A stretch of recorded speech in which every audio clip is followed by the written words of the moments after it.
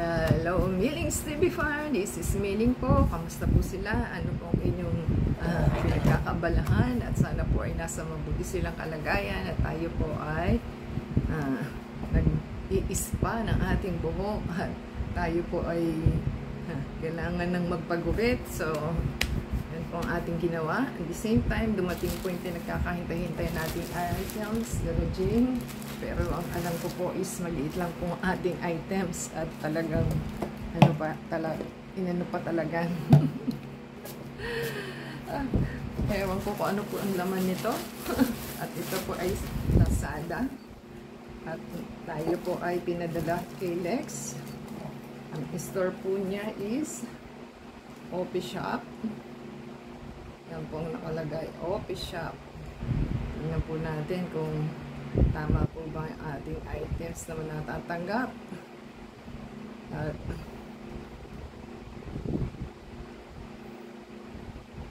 Office Shop po talaga po. OPE.shop. So ating pong buksan para po malaman natin kasi 10 pieces item po ito. Hindi ko po alam kung tama ba yung nandito. Sobrang liit, di ho natin mabasa. Ating buksan na lang. At hindi po natin alam kung bakit ganito kalaki. Kasi 10 pieces po siya. At ito po ay very useful sa ating everyday. At kailangan ko na po siya. So, yan po ang ating items. Hindi ko po alam bakit siya malaki. At naka-bubble wrap po siya. Ang kapal ng bubble wrap. So, sagana po sa bubble wrap. Talagang parurusahan kami buksan. Kung hindi ko matalimang inyong mga scissor, ay hindi nyo mabubuksan. So, yan po ang ating items na kailangan pong check para po maka-review tayo at pwede rin pong makapag-refund right away. Huwag nyo lang pong i-click na receive dahil hindi kayo makaka-refund. Pag mabilis ang kamay, o diba? Kaya accident, ano siya. So, yan po, another bubble wrap. Powerful. Ano ba ito? Powerful siya. At pahihirapan ka din. Very safe po, secure ang ating items. Hindi po siyang naka-box, hindi bubble wrap lang. At sagana po sa bubble wrap at cling wrap ang ating items. Yan.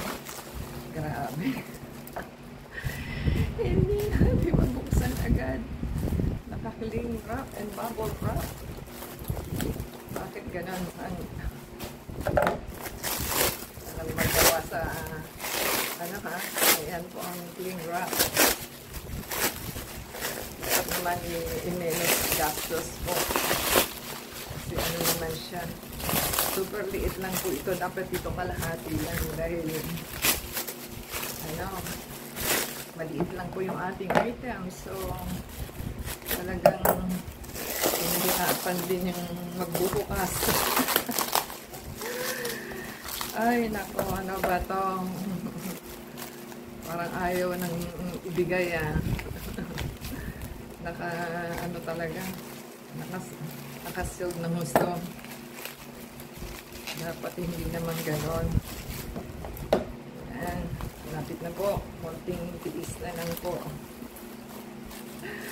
At sana is okay siya. Oh my gosh, ano ba yan? Ayan, nakita ko na. Oh.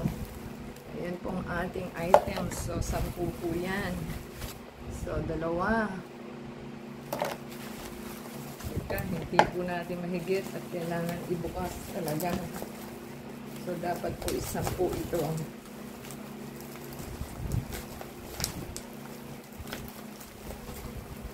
Sinecure ng gusto at hindi na po mabuksan. Hindi naman po ito fragile. So, 3, 4, 5, 7, 8,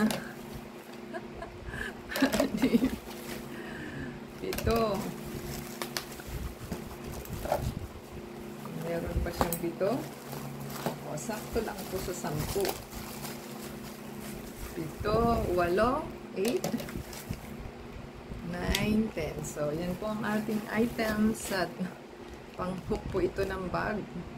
So, kung meron po kayong imelda kayong marami kayong bag, yan po ang ating items at okay naman po siya.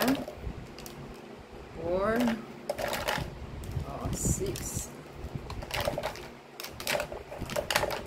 8, yan. So, okay naman po siya. Kaya na sobra naman ang pagka-secure. O yan.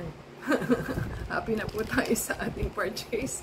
At meron na tayong paggagamitin ng ating bag holder. And thank you sa seller at delivery guy. At okay naman po ang ating items. At wala naman pong sigurong damage.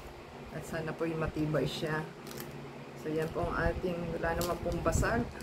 So, pagkatagal lang po at sobra pong follow-up na ayaw pong i-release. Na sobrang lapit, ayaw niyang ibigay. So, yan po ang ating items.